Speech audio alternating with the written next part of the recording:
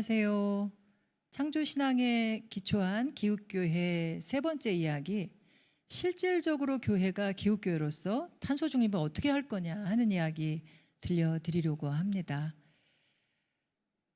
여러분들은 얼마만큼 탄소 배출에 책임이 있다고 생각하시나요? 적건 크건 그 일에 있어서 책임을 면할 수 없는데요. 그렇다고 교회 구성원들 100%가 이 일을 다 할 수는 없어요. 뜻이 다른 분들도 있고 방법도 서로 달라서 어디서부터 누구랑 같이 시작해야 할지 상당히 난감할 때가 있는데요. 길을 이렇게 찾아보시면 어떨까요? 교회 안에 3%의 사람만 찾아보자.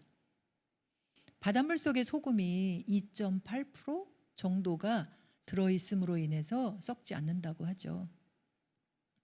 소금의 역할, 지속 가능한 지구를 위해서 함께 행동하고 함께 마음을 연결할 지혜를 발휘할 3%의 교인들을 찾으라고 말씀을 드리고 싶습니다.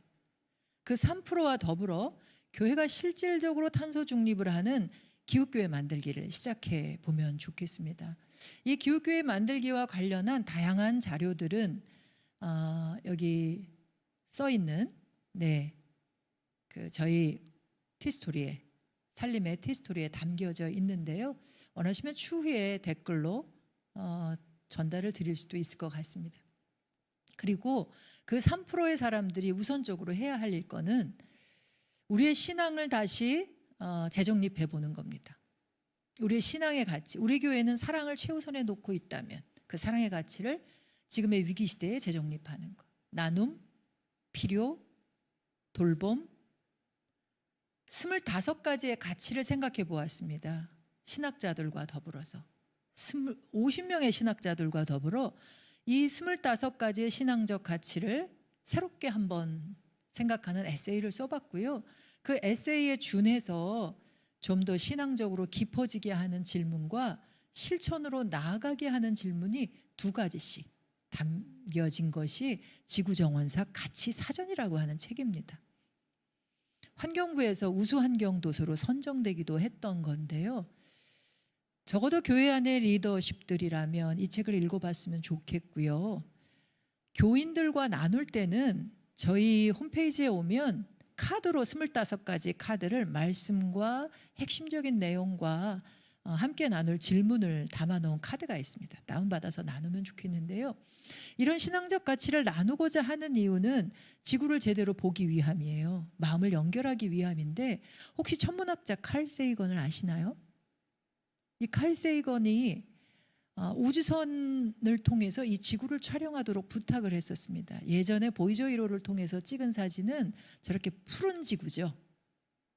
그런데 참 아름답죠. 감탄이 나옵니다. 그런데 칼 세이건은 명왕성을 지나 우리 은하를 넘어가려고 하는 것을 통해서 사진을 찍었는데 보이듯이 실선으로 하얀 선으로 그려진 동그라미 안에 보이지도 않는 점 하나, 티끌만도 못하게 보이는 저 점 하나가 우리 지구인 걸 발견하게 됩니다. 우리에게 보여줬어요. 참 고맙죠. 그리고 저 점 하나를 뭐라고 얘기하냐면 창백하다라고 얘기를 해요. 창백한 푸른 점이라고 하는 이야기 들어보셨나요? 왜 창백하다고 했을까요? 참 아름다운 지구인데, 그리고 저렇게 작은 티끌과도 같은 지구인데 저 안에서 벌어지는 일들이 상당히 탐욕스럽고, 그리고 뭐랄까요, 우울하고 절망스럽고, 또 그 안에서 벌어지는 게 기후 문제도 그렇지만 전쟁도 그렇고요, 여러 분쟁들도 그렇고, 식량 위기로 해서 죽어가는 것도 그렇고, 종이 멸종해가는 것도 그렇고, 수많은 일들을 생각할 때에 이 지구가 창백하다라고 느껴지는 거예요. 여러분들은 지구를 날마다 바라보고 계신가요? 지구랑 연결을 날마다 하시나요? 할 수밖에 없습니다. 먹고 입고 쓰고 누리고 머물고 있는 공간을 통해서 지구와 연결될 수밖에 없는데, 아니 지금 이 순간에도 제 코로 들락달락거리는 이 공기가 지구와 연결되고 있다고 하는 증거인데요. 사실 의식을 못해요. 이것을 깨어서 의식해야만 하고 그 지구와의 관계를 마음으로 표현해 보는 게 필요하다라는 생각이 듭니다. 그 창조 묵상하는 걸 하되 말 걸기를 좀 해봤으면 좋겠어요. 여러분들 말 걸 때 어떻게 말을 거시나요? 아내는 남편에게, 남편은 아내에게 말 걸 때, 부모가 자식에게 말 걸 때도 예의가 필요하지 않습니까? 뭔가 열중하고 있는 사람한테 내가 말하고 싶다고 말을 막 걸은 답변 안 하고 안 한다고 성질을 내면 대화가 잘 안 되잖아요. 자연에게도 마찬가지입니다. 내가 나무와 이야기하고 싶을 때는 나무에게 내가 너와 말을 하고 싶은데 내 이야기를 좀 들어줄래? 라고 하는 동의를 좀 구해보고 대화를 한번 해보면 어떨까요? 실제로 성경의 욥기에 보면요, 짐승에게 물어봐, 새들에게 물어봐, 물고기에게 물어봐, 내게 설명할 것이다 라고 하는 말씀이 나와요. 루터가 그랬다고 하는 것처럼 하나님이 말하고 싶은 것을 자연에 묘사해 놨다고 하지 않습니까? 그를 통해 끊임없이 지금도 말씀하고 계시는 그 하나님의 메시지를 우리가 우리의 말 걸기를 통해서, 저희 홈페이지를 통해 가시면 캐나다 교회들이 하고 있는 아이들과 함께 자연에 말 거는 방법 29가지가 나와 있습니다. 혹여 아직까지는 상상력이 부족해서 어떻게 말을 걸어야 할지 모르겠다 싶으면 이런 걸 좀 한번 활용해 보셔도 좋을 것 같습니다. 근데 쉬워요. 조금 전에 지금 이 그림에 보이는 나뭇잎 하나요, 세로로 놓고 오른쪽 가로로 놓은 거가 좀 달라 보이시지 않나요? 그냥 자세히 오래 들여다보면 달라 보이고 그 속에서 메시지를 받을 수 있어요. 참으로 사랑스러워 보이시죠? 한 시인은 이렇게 얘기하지 않았습니까? 자세히 보아야 예쁘다고 그러죠. 오래 보아야 사랑스럽다고 그러잖아요. 너도 그렇다 하거든요. 무언가를 자세히 오래 보면 예쁘고 사랑스럽고 다른 생명도 그렇다고 하는 것을 알게 된다고 하는 것이거든요. 말 걸기 하는 연습을 우리 교회 주변에, 아니 교회 안에도 생명들이 있습니다. 옆 사람에게 바라보면서 하나님이 지으신 그 오묘한 그 신비함을 느껴보는 시간들 가져볼 수 있도록 하는 교육을 진행했으면 좋겠는데요. 좋은 것만 볼 수 없지 않습니까? 지금도 주님은, 하나님은 고통스럽게 사라져가고 있는 것들을 보시며 안타까워하고 계신데 우리도 주님의 눈으로, 하나님의 마음으로 바라보면서 그들의 고통을 함께 느껴보는 시간 가져볼 필요도 있습니다. 그들 앞에 서는 거죠. 하나님의 자녀들이 나타나기를 기다리고 있다고 하는데 그들 앞에 서는 시간들이 필요로 합니다. 이제까지 우리가 다 안다라고 하시는 그 말씀을 명심했으면 좋겠는데요. 제가 교회들을 다녀보면 뭔가 가르쳐 주기를 바래요. 그런데 저는 가르쳐 드릴 게 없습니다. 이미 여러분들이 다 알고 계셔요. 성경에도 그렇게 써 있거든요. 로마서에. 너희가 함께 고통하고 함께 탄식하고 있는 것을 다 아느니라 하신 말씀을 기억해 주셨으면 좋겠습니다.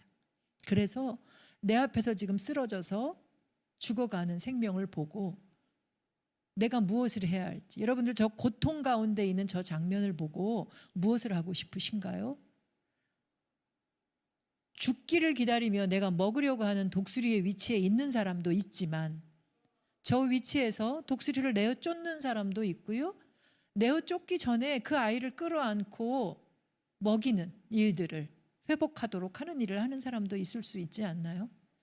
우리가 무엇을 할지를 깊이 그 고통을 묵상하는 가운데 길을 찾았으면 좋겠는데요. 우리가 이 일을 잘 할 수 있는, 훈련 잘 받을 수 있는 시간이 있어요. 절기가 있습니다.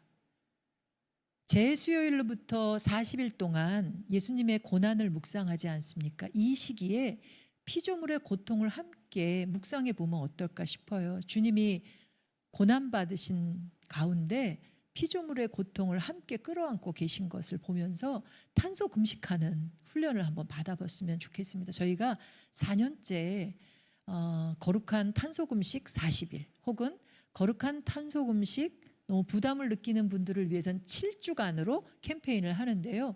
올해도 또 준비했습니다. 탄소 금식한다고 하는 게 금식은 먹는 것을 줄이는 것만으로 생각하는데 실제는 입는 것도, 전기를 사용하는 것도, 그리고 물건을 사는 것도 우리 일상 전반에 있어서 탄소가 다 배출돼요. 그러니까 탄소 감각을 키워야 되거든요. 우리가 이 문제를 풀려면 탄소 감각이 살아나야 되고, 이 그래야 어디서 어떻게 배출되는지를 알아야 줄일 수 있는데 이 기간에 그 훈련을 해볼 수가 있습니다. 처음부터 40가지를 찾는 게 쉽지 않으니 저희 사이트에 보면 이북처럼 넘겨가면서 할 수도 있고요. 아이의 교인들과 온라인 공간에서 나눌 수 있도록 카드로 나눠드리기도 해요. 특별히 올해는 2023년 올해는 주일날만큼은 서로의 감정 나눔을 할 수 있도록 마음있기 카드로도 나눕니다. 우리가 실천하는 것만 나누다 보면 피로감이 높지 않습니까? 지금 내가 실천하는 중에 아니면 고통의 소리를 듣는 중에 내 마음이 어떤지, 열심히 실천했는데 절망하는 마음이 있었을 수도 있고요. 내가 한 일은 별로 없지만 그래도 하나님이 하신 일을 보면서 기뻐하는 사람도 있거든요.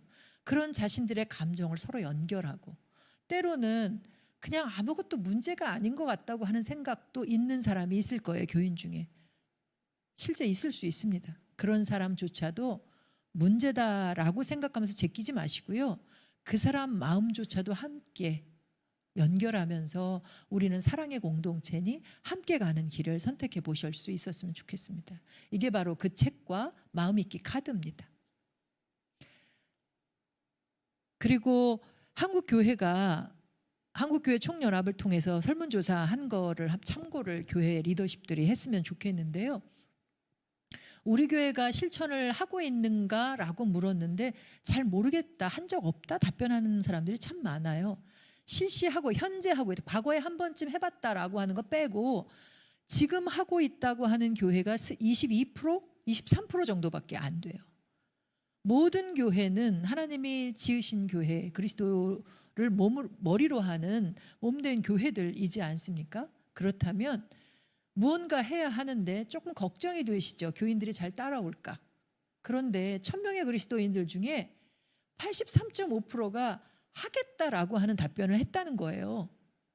하면 따라갈 것입니다. 강요에 의해서가 아니라 정말로 말씀으로 또 느낌으로 이 창조의 영으로 이들을 깨우치면 함께 하겠다고 하는 사람들을 바라보셨으면 좋겠고요. 또 스스로 말씀을 읽으면서도 깨닫지만 매주일 선포되는 말씀 가운데서 깨닫게 해주셨으면 좋겠는데, 그때 조사한 바에 의하면 설교를 이런 기후 환경 위기에 관해서 이야기하고 있는 분이 몇 분이나 되는지 목회자들에게 질문을 했더니요, 요즘 하고 있다라고 하는 부분이 27.1%밖에 안 됐습니다. 한 적이 있다라고 하는 분은 절반 정도는 됐어요. 어느 교단은 환경주의를 지키면서 말씀이 선포되기도 하는데 이 일은 1년에 한 번쯤 한다고 되는 일은 아니거든요. 늘상, 그리고 예배 때 기도로도 올려져야 하는 것이기 때문에 말씀 가운데, 그리고 환경 문제는 자연 환경만의 문제가 아니고 인간의 삶 자체의 문제거든요. 우리의 살림살이, 오이코스, 우리의 집, 공동의 집, 지구의 문제이기 때문에 늘 이 문제는 드러나야 할 문제라고 생각이 듭니다. 그런데 못하는 이유들 중에 보면 설교 자료가 별로 없다, 어떻게 해야 될지 모르겠다라고 하는 분들이 있는데요.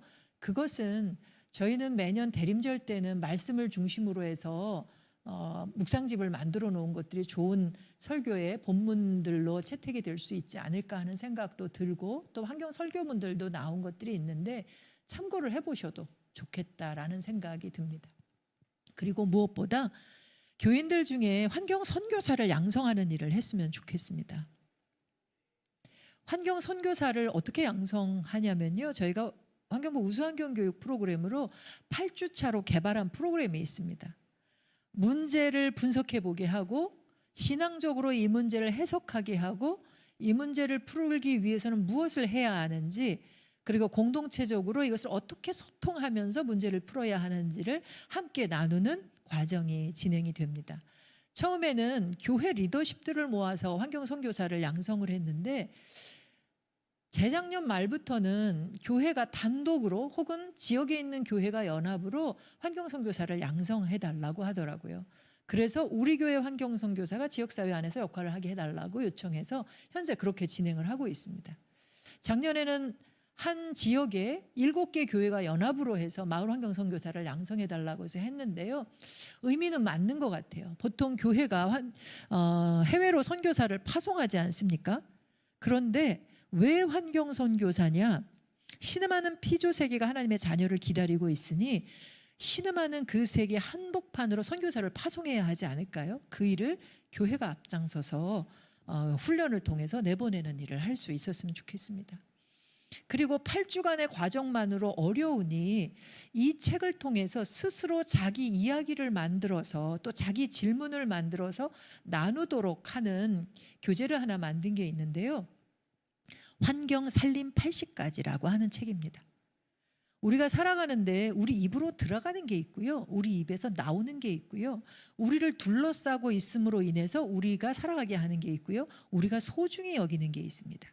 이 4가지 분야의 각각의 20가지의 스토리를 이 책에 담아놨습니다. 그리고 그 문제를 하나하나의 주제별로 스토리를 A4 한 장 정도, 어떤 건 A4 한 장도 안 되게 글을 써놨고요. 그 이야기를 여러분들의 이야기로 만들라고 부탁을 드립니다. 저와 한 박사님과 같이 공동으로 쓴 건데 여기는 다큐멘터리 얘기와 책 이야기도 있습니다. 그런데 저희 이야기가 아니라 여러분들 한 사람 한 사람 혹은 교회 이야기로 소화돼서 나오게 했으면 좋겠고요. 그래서 이걸 함께 읽고 자기 이야기로 만들고요. 거기에 보면 불친절하게 맨 마지막 모든 스토리의 마지막에 나의 물음이라고 쓰여 있습니다. 내 스토리를 전하는 거로 끝나는 게 아니라 이 스토리 속에서 질문 하나를, 좋은 질문, 열린 질문을 하나 만들어서 함께 나누자는 거예요. 정말로 모르는 게 있으면 누군가와, 때로는 나이 어린 사람과도 이야기를 나누는 거죠. 답을 알고 있어서 나누자는 게 아니고요. 내가 이거를 해야 되겠는데 길을 모르겠다라고 하는 그 질문도 좋습니다. 함께 나누는 겁니다. 이야기를 나누는 가운데 길이 생깁니다. 그 길 속에서 주께서 우리에게 길을 보이시리라고 생각하거든요. 그래서 이 환경 선교사 과정이 이어질 수 있었으면 좋겠고요. 또 한 가지는 우리가 귀 기울여야 할 곳 중에 대표적인 곳이 다음 세대들입니다. 우리가 신앙을 전수하는 게 굉장한 숙제로 지금 남아있는 시대인데요. 이 녹색의 신앙을 전수하는 일, 이것이 함께 이 위기 한복판에서 신음하는 소리를 듣는 건데요. 그들이 어떻게 보고 어떻게 듣고 어떻게 느끼고 있는지를 어른들이 좀 들어주셨으면 좋겠어요. 마치 우리가 책임감을 느끼고 뭔가 의무감으로 뭘 해야 한다라고 하는 걸 그들한테 교육하면 안 됩니다. 왜냐하면 탄소 예산이라고 하는 것은요, 저는 60년대 중반에 태어나서 마음껏 탄소를 배출하고 살았어요. 그런데 지금 기어다니는 아이들, 아니 2000년대 이후에 태어난 아이들은요, 아주 어렸을 때 배출하던 탄소만큼만 배출해야 지구가 지속 가능하다고 합니다. 억울하기가 그렇게 억울할 수가 없죠. 자기들은 마음대로 사용해놓고 우리는 배출하지 말라고 하는 거거든요. 더 이상 누리지 말라고 하는 거거든요. 이렇게 교육하면 그래서 안 된다고 하는 겁니다. 그들이 힘들어하는 것을 들으면서 어디서 길을 찾으려고 하는지를 함께 교육으로 풀어나갔으면 좋겠는데요. 그래서 만든 과정이 유청소년 환경선교사 과정이에요. 저희가 아이들과도 교육을 진행해 봤고 실제 환경선교사로 파송을 해봤고, 우리 살림에서 다 교육을 할 수가 없어서 실제 현직 교사들과 더불어서 교사선교회와 환경선교사 양성을 할 중간 리더들을 양성하는 워크숍도 진행했습니다. 어느 교회가 혹은 지역에 있는 리더십들이 이런 걸 한다 그러면 그분들과 더불어서 교제를 나누고 교육들을 진행할 수 있었으면 좋겠습니다. 아이들은 학교에서 이런 교육을 많이 받기는 하지만 신앙과 접목되는 교육을 받지 못하기 때문에 이 교육이 도움이 될 수 있으리라 생각이 됩니다. 이런 교육들을 진행하면 좋겠고요. 또 동네에 작지만 이런 푸른 식물들이 그리고 새들이 자라고 있는데 살아가고 있는데요. 이 공간들을 통해서 생태 감수성, 생태 영성을 깨우쳐갈 수 있는 그런 교육도 열어갔으면 좋겠습니다. 살림에서는 녹지가 아주 좋은 공간에 있는 교회와 연결해서 마을교회 숲, 학교를 운영하는 일을 작년부터 시작했는데요. 아주 작은 공간일지라도 지역사회 안에 도시에 있는 작은 숲을 찾아보고 연결해서 교육을 이어갈 수 있었으면 좋겠습니다. 그리고 작년 말에 새처럼이라고 하는 묵상집을 하나 냈어요. 성경 말씀을 볼 때 예수님께서 하늘나는 새를 보라, 들에 핀 백합화를 보라라고 하는 말씀을 하셨는데, 저는 훈련에 있어서 새를 보는 것이 굉장히 오늘의 시대에 도움이 된다고 생각을 합니다. 새처럼. 왜 새를 보라고 하셨을까 생각을 해봤는데요. 새들은 욕심이 없거든요. 탐욕스럽게 살 수 없게 만드셨거든요. 근데 우리 인간만이 너무나도 유독 탐욕스럽게 살아갑니다. 이 탐욕으로부터 자유롭게 하기 위해서라도 날마다 새처럼 가볍게 사는 연습을 하게 하려고 직접 바라보기도 하지만 30마리의 새들이 어떻게 사는지를 볼 수 있도록 이 새처럼이라고 하는 묵상집을 만들었습니다. 30마리의 새들 이야기들 속에서 그 길을 찾아봤으면 좋겠고요. 이제부터 실제적인 기후교회 만드는 건데요. 이제 행동해야 합니다. 무엇을 목표로 하냐면요. 1.5도를 목표로입니다. 산업화 이후로 지구 온도가 1.5도 이상 올라가지 않도록 하기 위해서. 물론 2015년 파리 기후협약에 2도에서 그보다 훨씬 못 미치는 1.5도라고 합의하면서조차도 전 세계가 내놓은 감축 목표가 거의 3도까지 오르는 거였지만, 그래도 하나님의 정의가, 공의가 실현되는 온도가 1.5도이니 지구가 회복력을 상실하지 않게 하는 것, 지구상에 있는 모든 섬나라가 물에 잠기지 않게 하는 온도가 1.5도라고 하니 우리는 아직 남은 기회의 시간 동안 이 온도를 위해서 행동해야 됩니다. 세계자원연구소는 그러기 위해서는 이렇게 10가지 솔루션을 제시합니다. 참 어려운 숙제예요. 석탄 발전을 모두 폐쇄하고 플라스틱 없는 삶을 살아야 되고, 재생에너지 생산해야 되고, 공공교통을 확대해야 되고, 산업도 탈탄소화해야 되고, 숲을 더 조성해야 되고, 토양도 회복해야 되고, 건물에서 나오는 온실가스가 많으니 리모델링도 해야 되고, 전기차 만드는 일도 바꿔야 하는 일도 해야 되고, 채식 위주의 식사를 해야 한다고 하는데, 여러분들 어떠신가요? 이 얘기 들으니까 기가 좀 막히죠. 이게 과연 할 수 있는 일일까? 그런데 믿는 이들은 지금 당장 하지 못하더라도 지금 당장 그것을 하도록 목소리를 내야 됩니다. 왜냐하면 그 목소리가 변화를 일으킬 텐데요.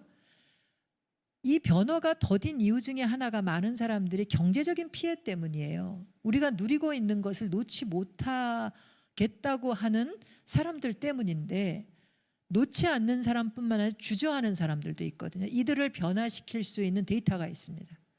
딜로이트 경제연구소에서는 지금 당장 행동하지 않으면 이런 손실이 생긴다고 하는 거예요. 2070년을 기준으로 합니다. 지금 당장 행동하지 않으면 2021년의 얘기입니다. 기준으로 2070년에 935조 원의 경제적 손실이 생긴다는 거예요.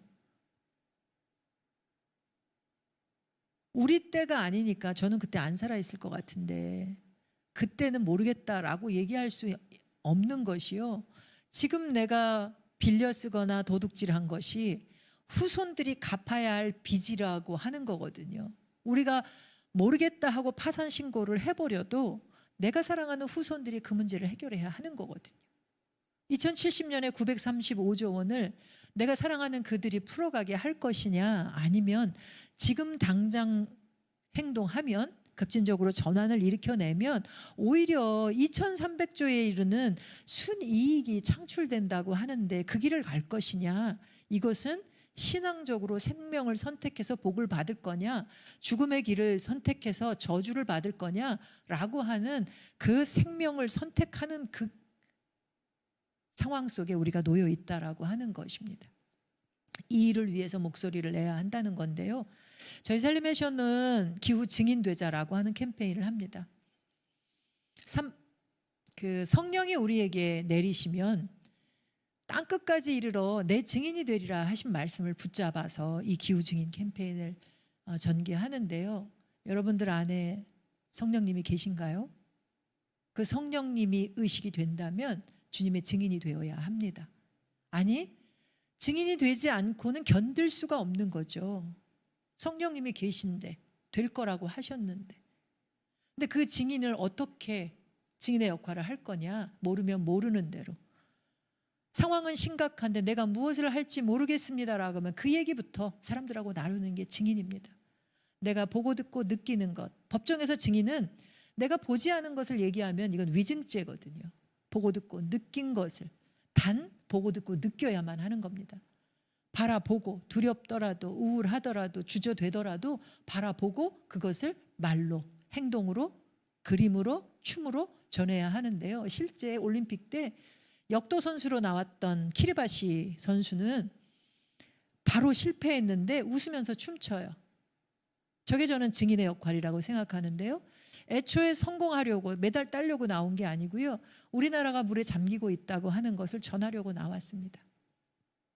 자세히 오랫동안 빙하를 지켜봤던 스위스의 피졸 지역 주민들은 전 지역 주민들이 피졸의 빙하가 사라지는 그날 다 같이 모여서 빙하 장례식을 치릅니다.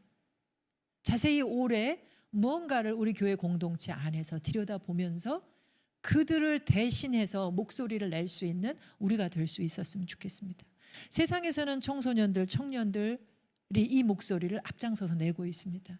실천으로 할 수 있는 만큼이 아니라 그 이상의 것을 해야 된다고 말하고 국제회의장에 가서 왜 당신들은 내가 청년이 되기까지 태어날 때부터 정했던 약속을 지키지 않고 협상만 하고 계십니까? 라고 얘기합니다. 그리고 법과 제도를 바꿔달라고. 그리고 자원권을 네덜란드인가 그렇죠? 자연의 권리를 회복해달라고 법에까지 적용시키는 일을 이루어내는 그런 목소리들이 나오고 있습니다. 이 일들을 우리도 할 수 있었으면 좋겠는데요. 근데 문제라기보다는 이 일들을 누구와 할 것이냐라고 할 때에 중요한 것은 교인들하고만으로 생각하지 마십시오. 교인들 안에서도 33%라고 시작할 때 말씀드렸는데 출발을 100%로 잡지 마시고요. 사회학자들은 적어도 100명 중에 25명만 제대로 한다면 75명이 따라온다고 얘기하거든요. 이게 설득의 심리학이거든요.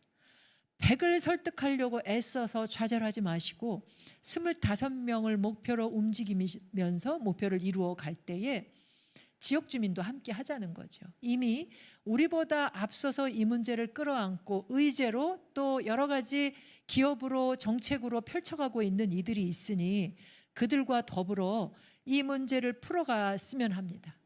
이게 세상에서 벌써 설문조사의 결과 속에서 이미 나오는데요. 탄소 중립을 이루기 위해서 교회가 협력해야 할 주체가 누구냐라고 하는 조사를 했더니요. 지역사회가 훨씬 많이 나왔어요. 절반 이상이 지역사회와 함께 해야 한다고 얘기를 합니다. 재밌는 결과 아닌가요? 교인들과도 한 43.6% 정도가 함께 해야 된다라고 하고 또 지역에 있는 교회와 그리고 지역에 있는 환경시민단체와 학교와 또는 언론과 그리고 타 종교까지도 협력해서 이 일들을 해야 한다는 거죠. 누구랄 것도 없이 이 일들을 해야 한다라고 하는 건데요. 저는 여기 타 종교를 언급하는 부분을 좀 눈여겨볼 필요가 있는데요. 전 세계 과학자와 정책가들이 이런 요청을 2020년인가 요청을 해온 적이 있어요. 종교인들에게 이제 이 문제는 과학자들과 정책가들만의 문제가 아닙니다. 이들만 해서는 문제가 해결되지 않습니다. 종교인들이 함께 이 문제를 해결해 주십시오라고 요청을 해요. 왜냐고요? 이 문제는 단순한 생태계의 위기만이 아니기 때문이에요. 오히려 인간의 문제죠. 인간이 바뀌면 해결될 문제거든요. 마치 코로나가 처음에 왔을 때 박쥐에게 문제를 돌리고 중간 숙주인 인수공통 감염병이니 천상갑에게 문제를 돌렸던 것처럼 여전히 우리는 책임 전가를 하는데 이제는 그래서는 안 된다라고 하는 걸 그들이 먼저 알았던 것입니다. 생태계의 문제가 아니라 인간의 태도의 문제, 마음의 문제라는 것을 그들이 알았기에 종교인들이 특히 우리 그리스도인들이 이 문제를 관심을 갖고 풀어나가야 한다라고 하는 것입니다. 그래서 마을을 잘 둘러보고 예수님도 세상에 오셔서 마을과 도시를 두루 다니시면서 말씀도 선포하고요. 또 간접적으로는 모르는 것도 가르쳐주고 그리고 실제 병든 자도 약한 것도 치유하시는 일을 하셨거든요. 우리도 그 일들을 마을을 다니면서 잘 둘러보고요. 필요하지도 않은데 도와주겠다고 하면 불편하잖아요. 어디가 약한 곳이고 어디가 아픈 곳이고 누구랑 손맞잡고 이 문제를 풀면 더 쉽게 풀 수 있는지 잘 둘러보시면서 마을 지도를 만들어가면 참 좋겠습니다. 그것을 통해서 우리 교회에 기후교회 스토리텔링을 만들어 간다면 그러면 더 많은 교회가 이 문제를 풀어갈 수 있다. 마을교회가 지구를 살린다라고 하는 말에 동의가 되십니까? 사실은 교회는 건물 안에만 교회가 있지 않습니다. 교회에서 하는 목회나 이 교회의 돌봄은 마을로까지 확산돼야 되고 지금 마을 안에 있는 수많은 문제들이 공동체로 바라볼 때는 문제가 되지 않을 수 있습니다. 수많은 노인 문제도 청소년 문제도 마을이 함께 바라보고 돌본다면 이게 문제가 되지 않을 수 있거든요.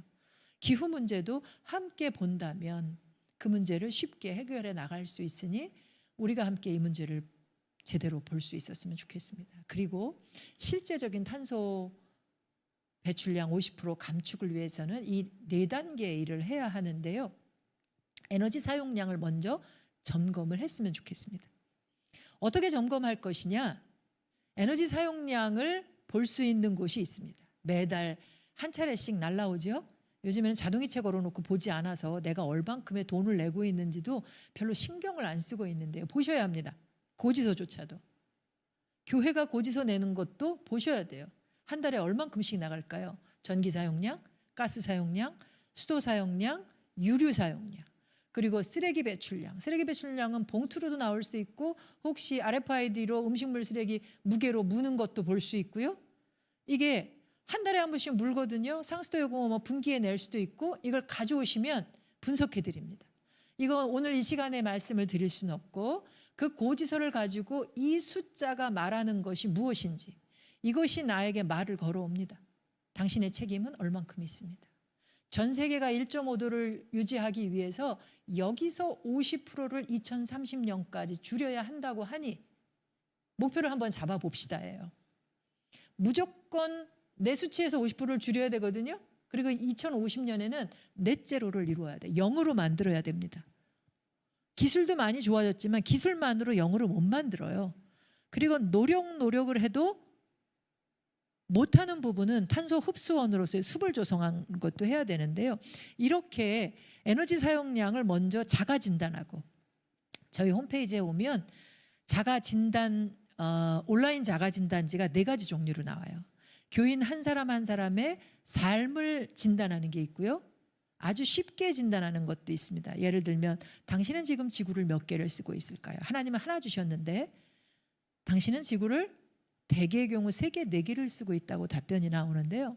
그리고 먹고 입고 쓰는 양치하고 뭐 이러는 데서 어떻게 쓰고 있는지를 진단하는 것도 있고요. 교회가 예배하고 교육하고 친교하고 봉사하는데 어떻게 하고 있는지 진단하는 것도 있고 교회의 건물과 교통과 음식 먹는 것과 이런 부분을 또 구체적으로 진단하는 게 있습니다. 탄소 제로 교회를 잘하고 있는 영국의 사례를 가지고 진단지를 만들었는데 이것을 통해서 우리가 얼마만큼 하나님이 녹색의 교회로 가장 바람직한 참 좋은 교회로 지으신 곳에서 멀어져 왔는지 얼마나 멀리 탕자처럼 살아가고 있는지 예배하고 교육하고 친교하고 봉사하고 있는지를 볼 수 있는 우리가 되었으면 좋겠습니다. 그리고 그 측정하는 것을 분석해서 매해 다시 한번 점검하고 분기별로 다시 점검해도 좋아요. 그 점검한 것들의 목표를 전략을 또 짜는 일을 해야 하는데요. 교인들과 함께 조사한 바에 의하면 무엇을 하고 싶으냐라고 하는 그 선호도도 한번 살펴볼 필요가 있는데 골고루 나와요. 우리는 일회용품 자제하는 캠페인을 했으면 좋겠다. 실내 온도 유지하는 걸 했으면 좋겠다. 가까운 먹거리를 먹었으면 좋겠다. 에너지 효율을 높이는 걸 했으면 좋겠다. 다양한 실천들이 나와서 어느 게 먼저다라고 할 수는 없고요.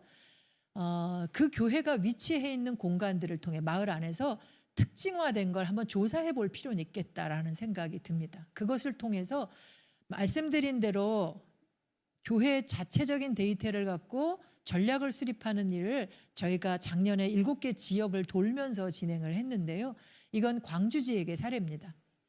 지역마다 그 일들을 잘할 수 있도록 만들어 놓은 제도가 있어요. 그게 지역마다 좀 차이가 있거든요. 광주가 가장 앞서서 이 일들을 잘하고 있어요. 아리백 광주, 아리백 기업, 아리백 건물, 아리백 시민, 아리백 가정, 아리백 교회 이런 것까지 해가면서 이건 아리백이라고 하는 건 기업만 하는 게 아니거든요. 이건 전기 에너지 부분에서의 절반의 감축과 중립을 이루어내는 건데요. 저희가 기후교회를 진행했던 것은 전기만 에너지가 아니지 않습니까? 가스도, 수도도, 물도 전기입니다. 물도 에너지입니다. 그리고 쓰레기도 만들 때 물건이었거든요. 에너지 사용했고 버려서 처리하는 것도 에너지입니다. 음식도 그러하다는 걸 전체적으로 보고 줄이기 위한 걸 진행을 했습니다. 2023년에도 여러 지역에서 교회가 연합해서 이 일들을 열어나갈 수 있었으면 하는데요. 우선적으로 길을 찾고 싶은 분은 연락을 하시면 개인적으로도 교회적으로도 길을 찾아가서 해드린다고 하는 말씀을 드리는데요. 우선적으로 좌절하지 말라고 말씀을 드렸으니 내 정체성을 하나님 앞에 드러내면서 우리 교회는 기후교회다, 우리 교회는 녹색교회다 선언하는 일로 시작하라고 말씀드리고 싶습니다. 멀리 와 있더라도 하나님이 사랑하시는 탕자입니다. 아버지는 그 탕자를 더 간절히 기다리고 계시잖아요. 여러분들 교회가 기후교회로 녹색교회로 바로 서기를 간절히 기다리고 있다고 하는 그 마음을 느끼시고 자가 진단으로 선언은 함께 약속하는 서약 같은 걸 써도 좋고요. 이게 소규모 공동체도 좋고 전교인이 함께하는 것도 좋고요. 이 룰 규칙도 자료도 다 나와 있으니까 참고하시면 좋은데요. 자가 진단을 통해서 그리고 워크숍을 통해서 이 일로 진행했으면 좋겠습니다. 이 내용은 이렇게 목표를 세울 때 보는 구체적인 전략을 세울 때고요. 전략을 세우는 것들이 교회만의 목표가 아니라 처음은 교회 걸로 교인들한테만 하라고 그러면 잘 동의가 안 돼요. 30년 동안 얘기를 해왔기 때문에 피로도가 굉장히 많이 쌓여 있거든요. 교회가 먼저 앞장서 주시고 이것을 가정으로까지 이어질 수 있도록 그리고 그 가정에 있는 그 교인들이 지역 안에서 직장에서 이 일들을 이어갈 수 있도록 그리고 공공기관에서 더 앞장서서 이 일을 해나갈 수 있도록 세부적인 목표도 전략도 짤 수 있도록 했으면 합니다. 우선적으로 건물 부분을 본다고 하면 이거 워크숍을 통해서 결과를 낸 건데요. 저희가 이 온실가스 배출을 교회로만 보면 서울시의 예를 들면 이제 먹는 것은 측정하는 게 쉽지 않아서 서울의 탄소 중립 계획 세울 때 보니 건물 에너지 부분에서 나오는 게 68%가 되더라고요. 그리고 교통 부분이 한 20%가 되고 쓰레기 부분이 6.8%가 돼서 가장 대표적으로 우리가 앞서서 해야 될 게 있다라고 한다면 건물 에너지. 물론 개인적인 실천으로 이끌어가는 부분이라면 먹는 것으로 고기 덜 먹는 것, 채식 캠페인, 일주일에 한 번 미트 프리 먼데이 고기 없는 월요일 캠페인이나 주일 캠페인으로 이어가는 거 좋지만 공동으로 교회가 성과를 내려면 교회 건물에서의 탄소 중립 이룬다고 했을 때 이런 부분에 실천을 해야 됩니다. 가장 좋게는 사용하는 것 줄여야죠. 빛을 그리고 전기 사용하는 거 이제 열로 그리고 빛으로 그리고 가전제품으로 사용하는 걸 줄이기 위해서 절약하는 실천을 해야 하는데 이거 한계가 좀 있습니다. 그리고 최소한 적정하게 쓰는 걸 하려면 효율을 높여야 됩니다. 똑같은 양을 쓰는데도 줄어드는 효과를 낼 수 있도록 효율을 하되 정책적으로 효율화하는 것을 지원하는 제도가 있으니 이 부분을 활용하기도 하고 장기적으로는 교회 안에서 기금을 마련해서 효율화하는 사업을 진행할 수 있도록 하는 것도 했으면 좋겠고요. 저희가 올해 탄소 발자국 지우기 캠페인을 하는데 스스로 낸 탄소 발자국을 기금으로 모아서 이런 일에 사용해도 좋으리라 생각합니다. 한국인을 탄 만큼 내가 육식을 한 만큼 자가용을 탄 만큼 그 책임을 느끼는 대로 탄소 발자국을 지우는 기금을 좀 마련해서 이 일들로 했으면 좋은데 다 좋은데요. 이렇게 해도 안 되는 부분이 있어요. 제가 한 교회에 거기는 그 교회만의 워크숍을 진행했는데요. 아무리 줄이려고 해봐도 50%가 안 되더라고요.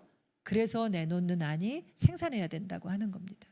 하나님이 거저 주시는 에너지가 있죠. 태양, 바람, 그리고 땅 속의 열. 이미 한 교회는 교회 건물 위에 100kW의 태양광을 지어서 지역사회에 환원시켰습니다. 협동조합을 통해서 지역사회가 여기서 나오는 판매하는 전기이기 때문에 여기서 나오는 기금으로 지역사회 복지기금으로 사용을 하거든요. 그런데 작년에 만났더니요. 광주 지역이었어요. 아리백교회를 위해서는 우리가 사용하는 전기만큼을 생산해야 되겠다 생각해서 다시 계산을 해보니 60kW가 필요하다는 거예요. 그래서 다시 60kW를 생산하겠다고 합니다. 아까 말씀드렸던 절반의 감축도 어려웠던 그 교회도 그래서 교회 옥상에 태양광을 짓는, 적어도 50kW는 설치해야만 50kW 감축이 가능하다고 해서 길을 찾는 중에 있습니다. 이 일들로 건물에서의 감축을 이뤄낼 수 있었으면 좋겠고요. 또 한 가지는 교통 부분의 감축을 이뤄내야 되는데요. 교회가 가지고 있는 차량에서 배출되는 탄소를 줄이는 것도 중요하는데요. 교인들이 주일날 오면서 배출하는 게 있지 않습니까? 사실 어느 지역에 보면 지역에 있는 어떤 건물에서 배출하는 것보다 교회가, 그 지역에 있는 교회가 배출하는 탄소가 거의 1, 2위를 간다고 분석해 놓은 것도 있거든요. 서울에 있는 한 지역인데요.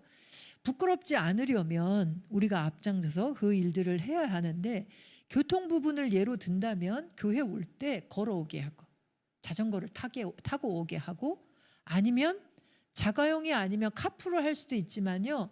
공공교통 시스템이 잘 돼서 자연스럽게 편하게 올 수 있게끔 하는, 저쪽 지역으로 갈수록 대중교통 시스템이 잘 안 돼 있어서 자가용을 탈 수밖에 없는 교회들이 있더라고요. 그럴 때는 지자체에 건의해서 어디든 편하게 대중교통에 갈 수 있게끔 하는 교통 시스템을 만드는 것 한다면 BMW를 탈 수 있는 거거든요. 버스, 메트로, 지하철 워킹하면서 세상과 교회를 오고 갈 수 있게 한다면 자연스럽게 탄소 중립을 이룰 수 있다라고 하는 말씀을 드립니다. 그리고 쓰레기 부분은 지난 2강 때 말씀드렸으니까 건너뛰고요. 마지막으로 그렇게 하고도 부족한 것들이 있잖아요. 그건 탄소 흡수원으로서의 숲을 통해서 이루어내야 하는데요. 이 숲이 주는 효과는 온실가스도 줄여내지만 미세먼지로부터도 우리를 굉장히 자유롭게 합니다. 우리의 감수성도 깨어나게 하거든요. 우리가 지금 느끼지 못하기 때문에, 아름다움도 그리고 고통도 느끼지 못하기 때문에 뭔가 하지 못하는 거거든요.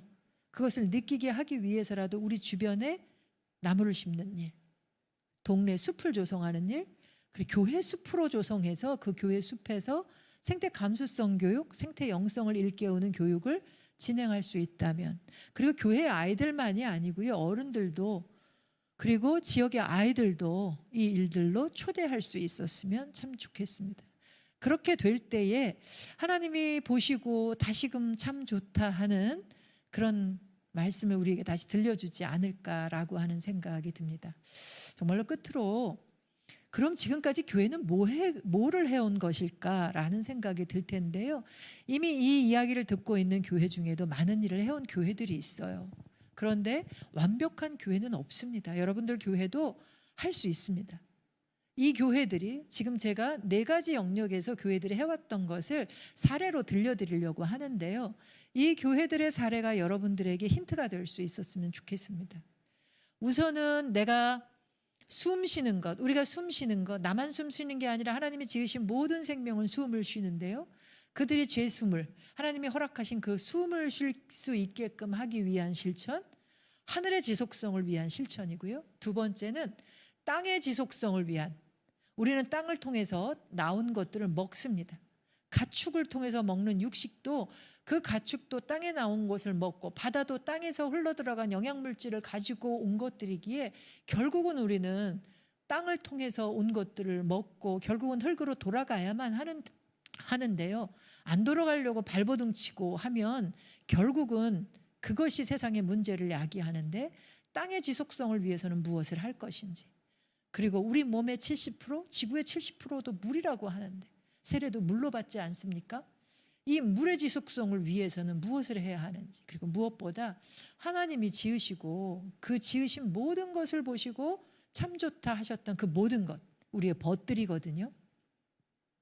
그 벗들과 함께 해야 우리는 이 땅에서 하나님이 허락하시는 한 살 수 있어요. 우리 혼자는 못 삽니다. 정말로 머물러서 생각해 보면 어느 것 하나 나 혼자 한 게 없어요. 온 우주 삼라 만상이 나로 하여금 이곳에 있게 하지 않습니까? 물론 그 모든 것들이 하나님의 선물로 주어진 거이긴 하지만 그것들이 없다면 우리는 있을 수 없다고 하는 것을 고백하고 그들과 어떻게 지속 가능한 지구에 머물 것이냐라고 하는 이 네 가지 하늘, 땅, 물, 벗들과의 지구에서의 삶을 한번 생각해 보려고 합니다. 교회들이 했던 실천으로 보려고 하는데요.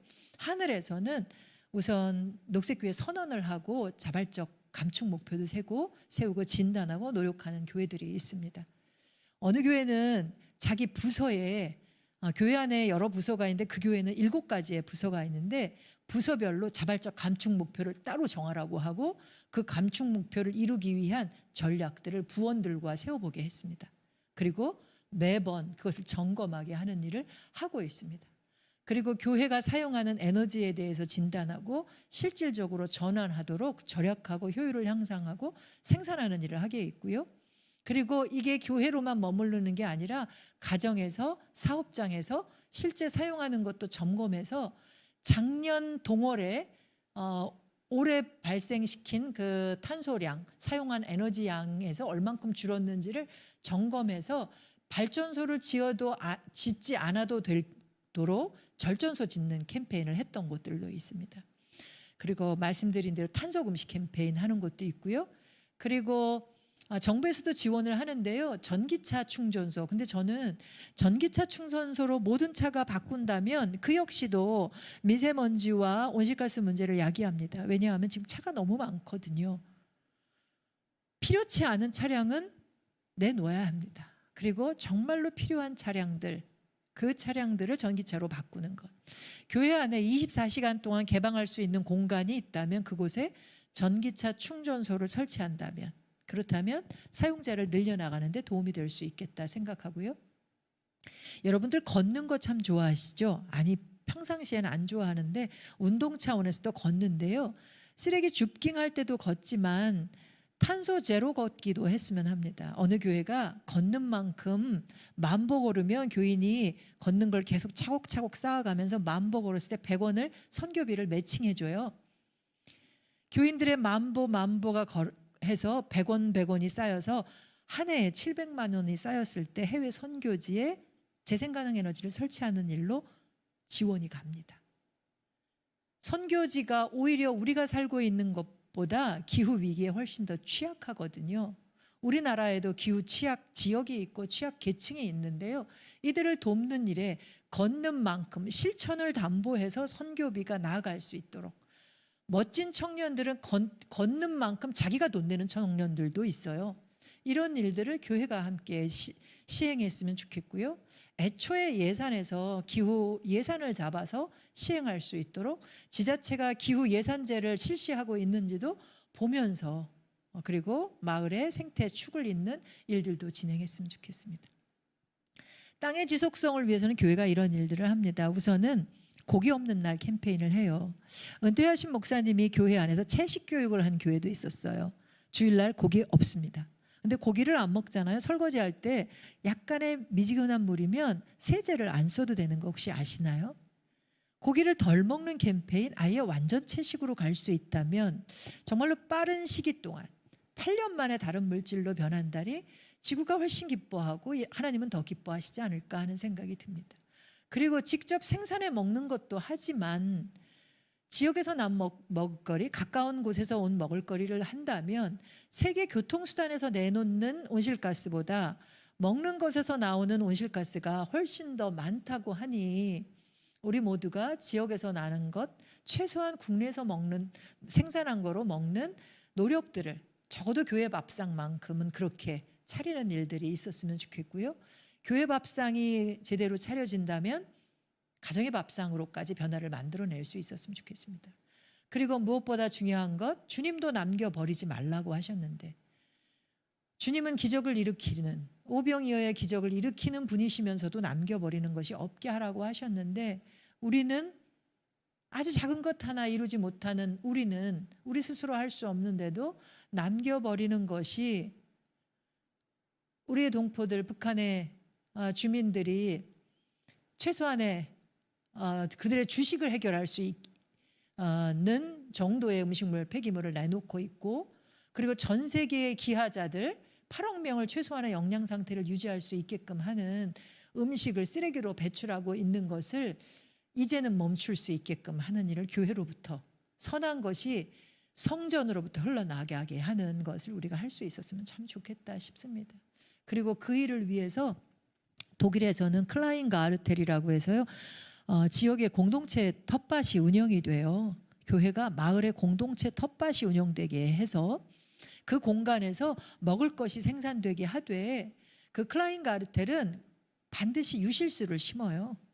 그래서 어려운 분들은 그냥 자연스럽게 거기서 유실수를 따먹을 수 있게, 불법 투기가 되는 곳이 있다면 그곳에 텃밭을 만들어 봐 주십시오. 그리고 편말 하나 놔줘 보세요. 누구든지 따먹으시라고. 이게 열매가 맺히면 드실 수 있다고 써놓는다고 하면 그곳에 쓰레기 버릴 사람이 없습니다. 마을의 짜투리 공간, 버려지 공간, 그냥 유휴 공간들이 있다면, 때로는 구, 시에서 놀리는 공간이 있다면 일정 기간 동안만이라도 그렇게 이용될 수 있도록 하는 일들에 관심을 가져주시면 좋을 것 같고요. 물의 지속성을 위해서는 대부분 물품을 사용하는 것도 녹색의 제품으로 전환하는 거 필요하고요. 물의 지속성을 위해서는 미세 플라스틱 문제를 좀 많이 관심을 가졌으면 좋겠고, 플라스틱으로부터 자유하기 위해서 플라스틱 제품 사용하는 걸 줄이면서, 그리고 줍깅, 그리고 걷고 주우면서 기도하는 것, 그리고 실제 상점들이 제로웨이스트 상점으로 변화되게 하고 그 제로웨이스트 숍들이 네트워킹 되게 하는 것. 최소한 교인들의 가게만큼은 그렇게 변화될 수 있게. 봉투를 달라고 하는 사람들이 있어서 좀 어려워요 라고 얘기한다면 온 집안에 있는 장바구니를 좀 가져오라고 해보셔요. 집안에 장바구니 또한 왜 이렇게 많습니까? 텀블러 많은 것처럼. 안 되면 보자기라도 좀 가져오라고 해보십시오. 보자기 잘 접으면 가방이 되거든요. 이런 것들을 잘 연결해서 상점을 운영하는 분들이 가지고 있다가 장바구니를 안 갖고 온 사람한테 빌려드리는, 어차피 동네에서 가져간다면 가져갔다 가져올 수 있게끔 하는. 어떤 카페는 기독교 교회에서 운영하는 카페가 아닌데요, 보틀 팩토리라고 하는 카페인데 텀블러를 안 가져오면 테이크아웃을 안 해줘요. 그럼 돈을 못 벌 텐데도 불구하고 그 정도의 신념을 가지고 합니다. 대신 텀블러를 비축해 놓고 있었다가 빌려줍니다. 안 갖고 오면 어떡하라고요? 그 부분을 감수하고 빌려줍니다. 집안에 있는 텀블러를 교회에 가져와서, 교회 카페로 가져와서 그렇게 순환하는 걸 통해서 사람의 의식을 깨우고, 실제로 그 의식이 삶을 습관들이기가 굉장히 어렵거든요. 습관들이는 일로 이어질 수 있게 했으면 좋겠고요. 다들 EM을 아실 텐데요. 어느 교회 목사님은 EM 발효액을 직접 만드는 일까지도 하셨는데 그만큼의 신념이 있으셨던 거죠. EM 발효액으로 쌀뜨물이 그냥 버려지면 오수지만 그걸로 발효액을 희석시켜서 작물이 잘 자라게도 하고 악취를 제거하기도 하고 물을 정화하는 일도 함께 해나갈 수 있었으면 하는 바람을 가져봅니다. 마지막으로 벗들을 위한 실천입니다. 무엇보다 중요한 거요, 기도하는 것입니다. 모든 교회에 기도팀이 있잖아요. 중보기도팀. 중보기도팀의 기도 제목에는 반드시 신음하는 피조 세계를 위한 기도가 들어갈 수 있었으면 좋겠습니다. 피조 세계를 위해서 어떻게 구체적으로 기도해야 할지 모른다면 살림은 매주 2021년부터 2030년까지의 10년을 지구복원 10년의 해로 생각하고 매주 3-4편씩의 기도문을 올리고 있고, 전 세계가 함께 26가지의 중보 기도문을 만들어서 기도하고 있는데요. 저희가 한글로 번역해 둔 게 있습니다. 그걸로 기도의 길을 내는 일을 함께 해보셔도 좋으리라 생각됩니다. 그리고 무엇보다 교육하고 훈련하지 않으면 이 일들을 할 수 없고요.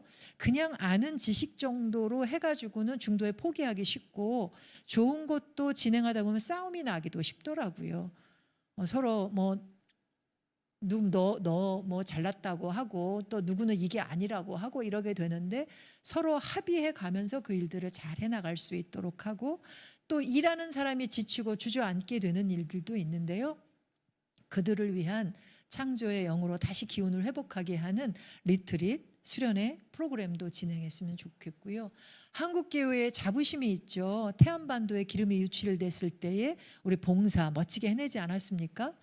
이 생태계, 신음하는 생태계를 복원하는 봉사 활동을 해나갈 수 있었으면 좋겠습니다. 그리고 지속 가능한 기준으로 윤리적으로 투자하는 그런 일들도 앞서서 해나갈 수 있었으면 좋겠는데요. 이 모든 것들이 기후 증인 그리고 녹색교회 그것으로 부르심 받은 것들을 우리가 이행함으로써 이룰 수 있는 것입니다. 지금 보이는 영상이 기후 증인 녹색교회로의 부르심이라고 하는 짤막한 영상인데요.